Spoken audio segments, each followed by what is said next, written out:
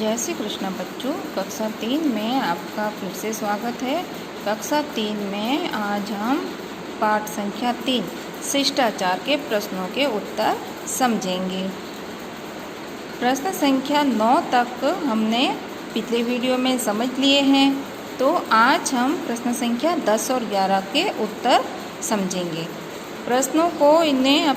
इन प्रश्नों के उत्तर को आप अच्छे से समझ के याद भी करना है, साथ साथ ऐसे नहीं कि सिर्फ कॉपी में लिख के छोड़ दिया, नहीं, प्रश्न उत्तर को अच्छे से समझना है इस वीडियो में, और उसके बाद में सुंदर राइटिंग में आपको कॉपी में लिख के याद भी करना है।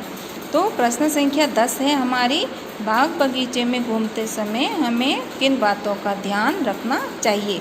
प्रश्न संख्या 10 क्या है कि बाग बगीचे में घूमते समय हमें किन बातों का ध्यान रखना चाहिए। तो किन किन बातों का ध्यान रखना चाहिए बच्चों, उत्तर देखिए। बाग बगीचे में घूमते समय हमें पेड़ पौधों की पत्तियों को नहीं नोचना चाहिए। पेड़ पौधों की जो पत्तियां होती है उन्हें नहीं नोचना चाहिए। नोचना का अर्थ क्या हो गया यहाँ पे, तोड़ना, है ना। तो बाग बगीचे में घूमते समय हमें पेड़ पौधों की पत्तियों को नहीं नोचना चाहिए, पेड़ पौधों की पत्तियों को हमें नहीं तोड़ना चाहिए।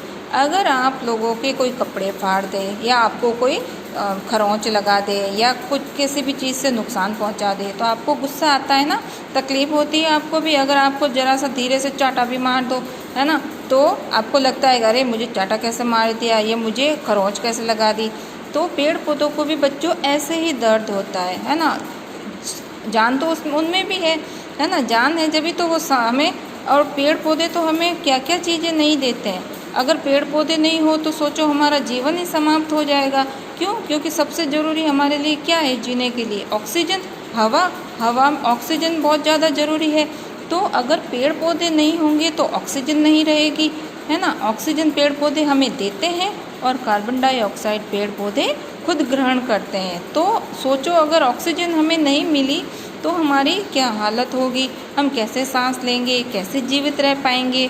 हाँ, बिना सांस के 1 मिनट भी रह के देख लो, नहीं रह सकते ना। पानी के तो चलो 2 घंटे 4 घंटे रह भी लेंगे, पर बिना हवा के तो भैया 10 सेकंड भी रहना बहुत मुश्किल काम है। तो पेड़ पौधों को हमें, अब आप लोग भी एक प्रण ले लीजिए कि अब किसी की शादी में जाना है या किसी का बर्थडे है, तो आप अपने मम्मी पापा से कहिए कि मम्मी पापा मुझे गिफ्ट में एक पौधा दे दीजिए, और पौधा लगा के नहीं छोड़ देना है, पौधा लगाना है और उसकी अच्छे से देख रेख भी करनी है। अगर एक पौधा आपने लगाया तो सोचो आपके आसपास में कितने लोग उस पेड़ से ऑक्सीजन प्राप्त करेंगे। तो कितने लोगों को जीवन दान दे दिया आपने एक पौधा लगा के, है ना। तो बाग बगीचे में घूमते समय हमें पेड़ पौधों की पत्तियों को नहीं नोचना चाहिए, नहीं तोड़ना चाहिए।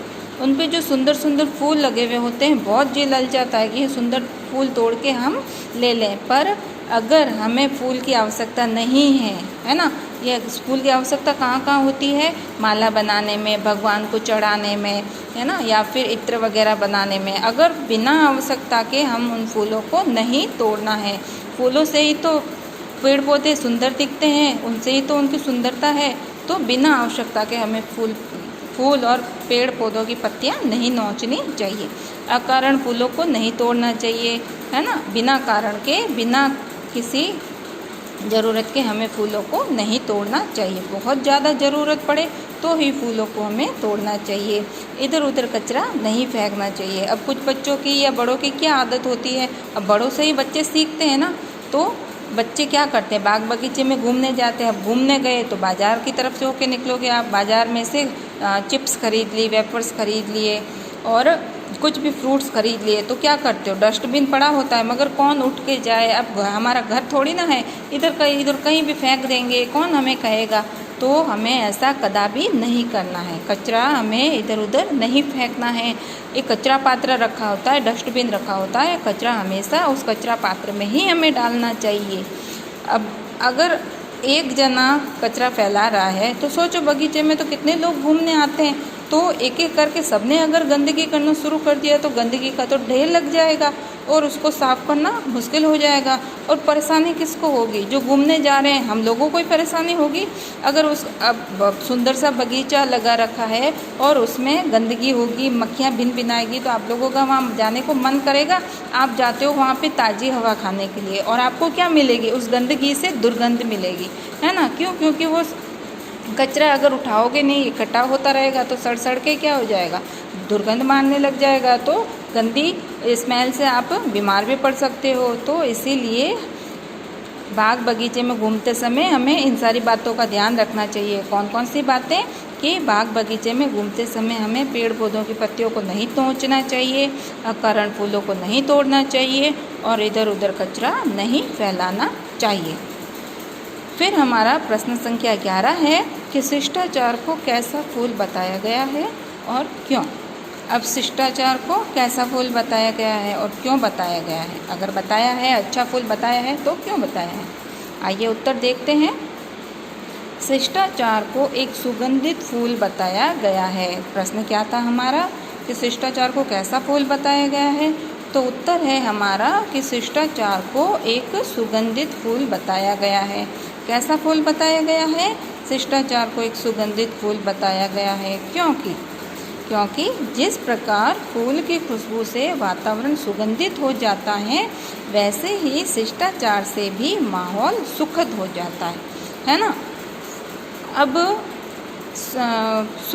सुगंध सबको अच्छी लगती है, दुर्गंध से सब नाक बंद कर लेते हैं। अरे कहाँ से दुर्गंध आनी शुरू हो गई, है ना? तो सुगंध सबको अच्छी लगती है और फूलों की महकती खुशबू तो सबको अच्छी लगती है। मन में शांति सी हो जाती है, मन को शांति प्रदान करती है फूलों की महक, ठंडक महसूस होती है।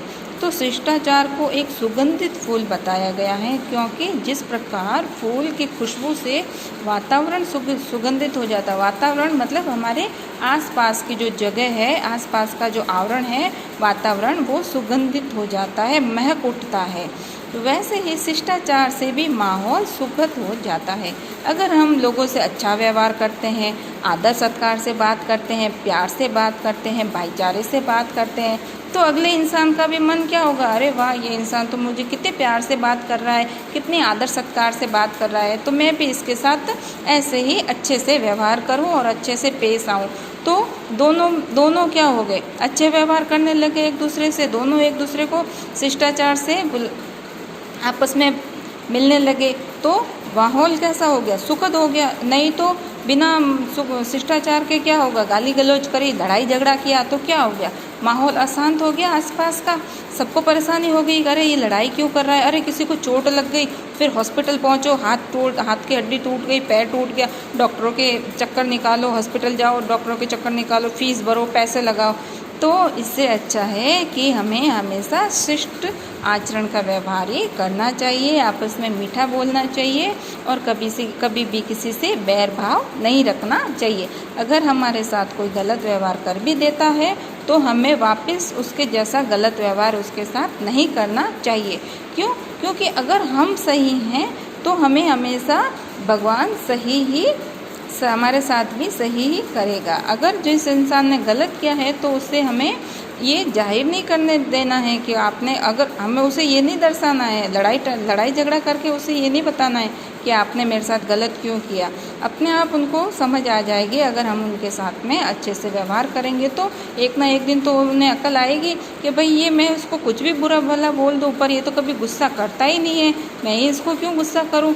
तो अपने आप से वो अच्छे से व्यवहार करने लग जाते हैं। तो आज हमारे 2 प्रश्न हो गए कि प्रश्न संख्या 10 था, बाग बगीचे में घूमते समय हमें किन बातों का ध्यान रखना चाहिए। तो उत्तर है बाग बगीचे में घूमते समय हमें पेड़ पौधों की पत्तियों को नहीं नोचना चाहिए, अकारण फूलों को नहीं तोड़ना चाहिए और इधर उधर कचरा नहीं फैलाना चाहिए। फिर प्रश्न संख्या 11 है कि शिष्टाचार को कैसा फूल बताया गया है और क्यों। तो उत्तर है हमारा कि शिष्टाचार को एक सुगंधित फूल बताया गया है क्योंकि जिस प्रकार फूल की खुशबू से वातावरण सुगंधित हो जाता है, वैसे ही शिष्टाचार से भी माहौल सुखद हो जाता है। ठीक है बच्चों, ये दोनों प्रश्न आपको आज के होमवर्क में कॉपी में अच्छे अक्षरों में लिखना है और अच्छे से याद भी करना है साथ साथ में। जय श्री कृष्णा।